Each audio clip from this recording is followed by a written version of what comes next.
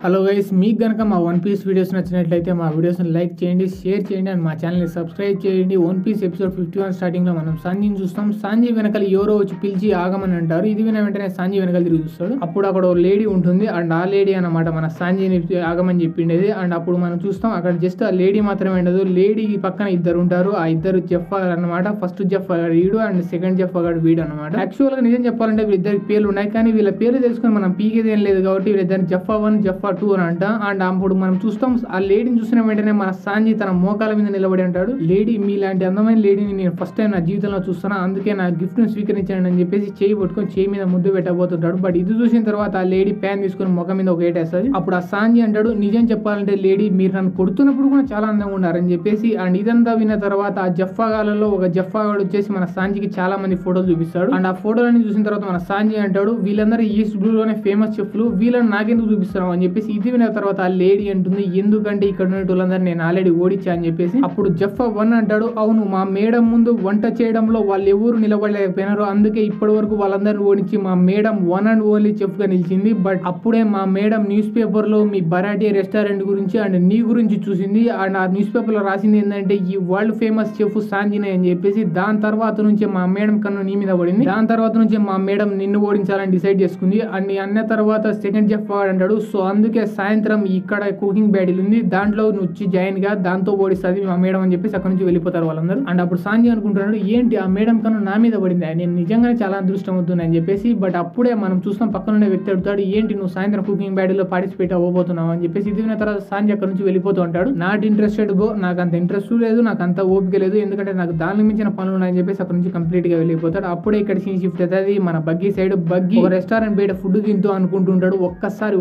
ఆ లూఫీ గాడు నాకు దొరకాల, దాని తర్వాత నా రివెంజ్ వాని మీద తీర్చుకొని వాడిని చికెన్ ముక్క నరికి వారు నొక్కుతాం. అప్పుడే మనం చూస్తాం బగ్గీ పక్కన ఒక టేబుల్ పైన ఒక బ్యాగ్ ఉంటది, ఆ బ్యాగ్ లోనే మన బగ్గీ డబ్బులు అంతా ఉంటాయి అన్నమాట. అప్పుడే మళ్ళీ ఇక్కడ సీన్ షిఫ్ట్ అవుతుంది. అదే రెస్టారెంట్ కొంచెం పక్కన మన లూఫీ కూడా ఫుడ్ తినేసి అక్కడే కూర్చొని ఉంటాడు. అండ్ అప్పుడు మనం చూస్తాం జోరో కూడా లూఫీ ముందర కూర్చొని అన్నం తింటూ అనుకుంటుంటాడు, లూఫీ నువ్వు కరెక్ట్ టైంకి వచ్చినావు, ఎందుకంటే నువ్వు లేకపోతే నా ఫుడ్ తినేదానికి కూడా డబ్బులు లేకపోకుండా ఆకలితో మాట చచ్చిపోయేటని అని చెప్పేసి. ఇది విన్న తర్వాత లూఫీ అంటాడు, ఏంటి డబ్బులు నా దగ్గర ఉన్నాయి, నేను ఎప్పుడు చెప్పినాయి అని చెప్పేసి. ఇది విన్న తర్వాత జోరో కోపడుతూ అంటాడు, ఏంటి నీ దగ్గర డబ్బులు లేకుండా రెస్టారెంట్ కి ఎందుకు పిలుచుకొచ్చినావు అని చెప్పేసి. ఇది విన్న తర్వాత మన లూఫీ అంటాడు, రెస్టారెంట్ కి రావాలంటే ఆకలి ఉండాలి కానీ డబ్బులు తేపని అని చెప్పేసి అక్కడ నవ్వుతూ టేబుల్ మీద కొడుతూ ఉంటాడు. బట్ అనుకుంటుంటాడు మేబీ ఒకవేళ మన దగ్గర లక్ బాగుంటే దేవుడే మనకి హెల్ప్ చేస్తాడేమో అని చెప్పేసి. అప్పుడే మనం బగ్గీని చూస్తాం, బగ్గీ కూడా టేబుల్ ని కోపంతో కొడుతూ అంటాడు, ఒక్కసారి ఆ లూఫీ గాడు నాకు కనపడాలా, వాడిని కోసి బారునుకుతా అని చెప్పేసి. అండ్ మనం చూస్తాం లూఫీ కూడా జాగ్రత్తగా మన జోరోని చూస్తూ ఉంటాడు. అప్పుడే మనం చూస్తాం బగ్గీ కోపంతో ఆ టేబుల్ ని కొడుతూ ఉంటాడు. బట్ పొరపాటున తన చెయ్యి అక్కడ ఉన్న ఫోర్క్ తగులుతుంది. అండ్ ఆ ఫోర్క్ చివరినే తన దగ్గర ఉండే బ్యాగ్ లో ఉండే డబ్బులు అంతా ఉంటాయి. అండ్ దాని వల్ల ఆ ఫోర్క్ వల్ల ఆ సంచి చాలా ఫాస్ట్ గా ఎగిరిపోయి చాలా దూరం పడుతుంది. అండ్ పడే ప్లేస్ ఎక్కడో కాదు మన లూఫీ స్ట్రా హ్యాట్ మీదే పడుతుంది. అండ్ ఆ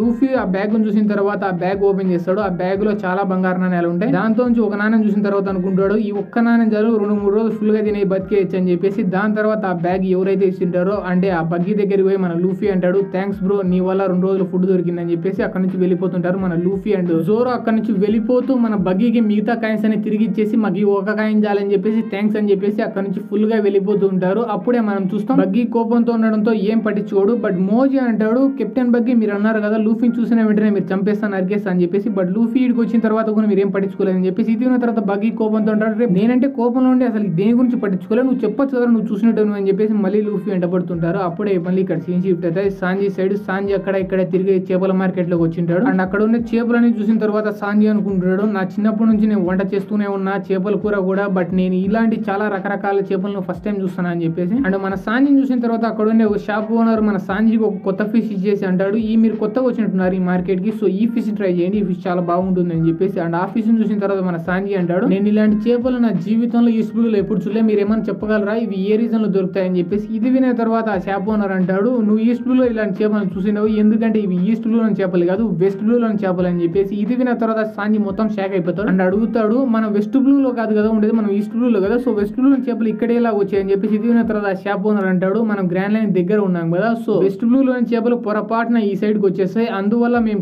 ఆ చేపలను పట్టుకొని ఇక్కడ హై రేట్ కి అమ్ముతామని చెప్పేసి. అప్పుడే మనం చూస్తాం ఇంకొక అతను కొత్త చేపలను పట్టుకొచ్చేసి అక్కడే అందరికి చూపిస్తుంటాడు. ఆ చేప చాలా పెద్దగా ఉంటుంది. అండ్ అక్కడ అంతమంది గుమిగూడి ఉండడం చూసిన తర్వాత మన సాంజీ కూడా అక్కడ వెళ్ళి ఏమైందో చూడాలనుకుంటాడు. అండ్ ఆ ఫిష్ చూసిన తర్వాత మన సాంజీ అనుకుంటాడు, ఆ ఫిష్ ఫిష్ నాకు గుర్తుంది. ఆ ఫిష్ పేరు ఎలిఫెంట్ బ్లూ ఫిన్ ట్యూనా. అప్పుడు ఇక్కడ ఫ్లాష్ బ్యాక్ సీన్ షిఫ్ట్ అయితే చిన్నప్పుడు మన సాంజీ బుక్ లో చేపలను చూస్తూ అంటాడు. ఈ చేప చాలా విచిత్రకరంగా ఉంది, ఈ చేప పేరు ఏం పేరు అండ్ ఈ చేప ఎక్కడ దొరుకుతాయని చెప్పేసి అప్పుడే కొంతమంది చెప్తూ అంటారు. ఆ చేప పేరు ఎలిఫెంట్ బ్లూ ఫిన్ ట్యూనా. అది చాలా పెద్దగా ఉంటుంది, ఒక మనిషి కంటే అది అండ్ ఓన్లీ బెస్ట్ బ్లూ లో మాత్రమే దొరుకుతుంది అని చెప్పేసి. అండ్ ఇంకో చెఫ్ అంటాడు, నేను విన్నది రూమర్ ఏంటంటే ఆ ఎలిఫెంట్ బ్లూ ఫిన్ ట్యూనా వెస్ట్ బ్లూ లో మాత్రమే కాదు ఆల్ బ్లూ లో దొరుకుతాయని చెప్పేసి. ఇది విన్న తర్వాత ఇంకో చెఫ్ అంటాడు, రే నువ్వు అలాంటి జోకులు చేయదు, ఎందుకంటే ఆల్ బ్లూ లాంటిది ఒక సీ అసలు ఉండదు అని చెప్పేసి. అప్పుడు మనం ప్రెసెంట్ కి వచ్చేసాం. మన సాంజీ ఆ చేపలు పట్టేటోని దగ్గర పోయి అంటాడు, ఈ చేప నాకు ఎట్టి పరిస్థితుల్లో కావాలా, దీనికోసం నేను ఎంత ఖర్చు చేయడానికైనా రెడీ అని చెప్పేసి. ఇది విన్న తర్వాత ఆ చేపలు పట్టేటోళ్ళు అంటారు, అమ్మడానికి అయితే మాకు ముందేమో ప్రాబ్లం లేకుండా ఉంటానే, బట్ ఈ చేపను మేము స్పెసిఫిక్ గా ఈ రోజు కుకింగ్ కాంపిటీషన్ విజేతకి ఇచ్చేదానికే పట్టినాం, సో మేము నీకు అమ్మలేమంటాడు. ఇది విన్న తర్వాత మన సాంజీ నవ్వుతూ ఈ చేపను నాకు డబ్బులు కాకుండా ఫ్రీగా ఇచ్చేదాన్ని డిసైడ్ అయ్యారనమాట. ఎందుకంటే ఈ రోజు యాన్యువల్ కుకింగ్ ఛాలెంజ్ లో నేను కూడా పార్టిసిపేట్ చేస్తా అండ్ విన్ అయితే కూడా అని చెప్పేసి. అప్పుడే ఒక సీన్ షిఫ్ట్ అవుతుంది. సాయంత్రం ఆ కుకింగ్ కాంపిటీషన్ ఫైనల్లీ స్టార్ట్ అయింది అండ్ ఆ కుకింగ్ కాంపిటీషన్ కి ఈడే యాంకర్ అనమాట. వీడు అంటూ ఉంటాడు, ప్రపంచం నలుమూలల నుంచి ఈ కుకింగ్ కాంపిటీషన్ విన్ అయ్యేదానికి ప్రపంచం నలుమూలల నుంచి చాలా మంది ఫేమస్ చెఫ్లు వచ్చినారు, చూద్దాం ఎవరు విన్ అవుతారు అని చెప్పేసి. అప్పుడే మనం చూస్తాం సాంజీ ఎవరి కోసం వెతుకుతుంటారు అండ్ వాళ్ళు కనపడిన వెంటనే సాంజీ ఆ లేడీ దగ్గరికి పోయి అంటారు,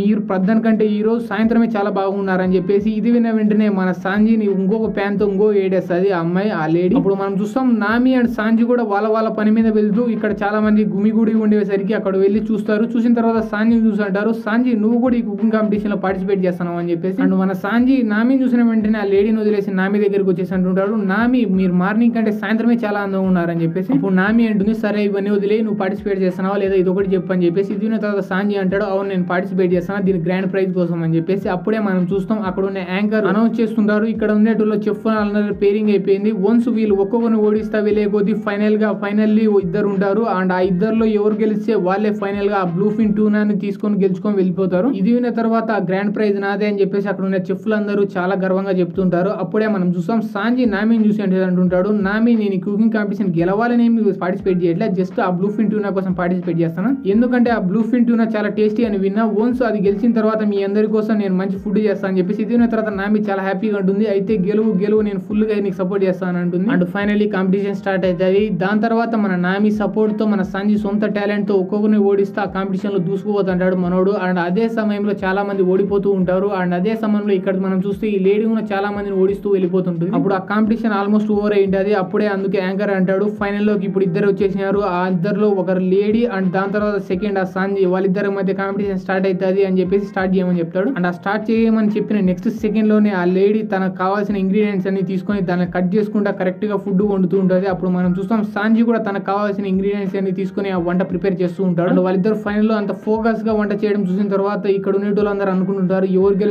గెలుస్తారని చాలా ఆతృతగా వెయిట్ చేస్తుంటారు. అప్పుడే మన సాంజీ అనుకుంటుంటాడు, east blue, west blue, north blue, south blue ఇవన్నీ కలిసే చోటనే ఆల్ బ్లూ అంటారు అండ్ ఆల్ బ్లూ చాలా మంది రూమర్ అనుకుంటారు, బట్ అది నేను నిజమని ప్రూవ్ చేస్తా, ఎందుకంటే దాన్ని కనిపెట్టే ఫస్ట్ వ్యక్తి నేనైతా అని చెప్పేసి అంటుంటాడు. అండ్ అలా అనుకుంటూ మనోడు వంట చేస్తూ అక్కడ చుట్టుపక్కల సెగ పుట్టిస్తుంటాడు. అప్పుడే మనం చూస్తాం సాంజీ కొద్దిసేపటి తర్వాత ఫైనల్లీ తనకు కావాల్సిన తను చేయాల్సిన డిష్లన్నీ చేసేసింటాడు. అండ్ ఆ లేడీ పేరు కార్మెన్ అన్నమాట. కార్మెన్ మన సాంజీ చేసిన తర్వాత కొద్దిసేపటి తర్వాత అన్ని డిష్లు ప్రిపేర్ చేసి జడ్జులకు తినిపిస్తుంది. అండ్ ఆ 2 డిష్లు తినే తర్వాత అక్కడ ఉండే జడ్జులని ఫైనల్లీ ఒక డెసిషన్ కి వచ్చేసింటారు ఎవరిని విన్నర్ చేయాలని చెప్పేసి. అండ్ ఆ విన్నర్ పేరు చెప్పబోతుండగానే ఆ లేడీ కార్మెన్ మన సాంజీ దగ్గరికి వచ్చేసి సాంజీతో ఉంటుంది, సాంజీ నేను నిజం చెప్పాలంటే నేను న్యూస్ పేపర్ చూసి నీతో కాంపిటీషన్ కి ఇక్కడికి రాలే, బట్ నేను నిన్ను చిన్నప్పుడే బరాటియా రెస్టారెంట్ లో చూసిన, చిన్నప్పుడు నువ్వు చాలా కాన్సన్ట్రేషన్ తో వంటలు చేస్తున్నప్పుడు నేను కూడా అలాగే కావాలని చెప్పేసి అనుకుంటేదాన్ని అండ్ అప్పటి నుంచి ఇప్పటి వరకు నేను చాలా కష్టపడ్డా నేను ఓడించేదానికి, బట్ నేనే ఒప్పుకుంటున్నా ఈ రోజు నేను నిన్ను ఇప్పుడు కూడా ఓడించలేకపోయినా, బట్ నేను కంపల్సరీ నేను ఫ్యూచర్ లో ఓడిస్తా అని చెప్పేసి. ఇది విన్న తర్వాత జడ్జి అంటాడు, అవును ఆ అమ్మాయి చెప్పింది నిజమే, ఎందుకంటే ఈ కాంపిటీషన్ విజేత ఇంకెవరో కాదు మన సాంజీ మాత్రమే అని అంటాడు.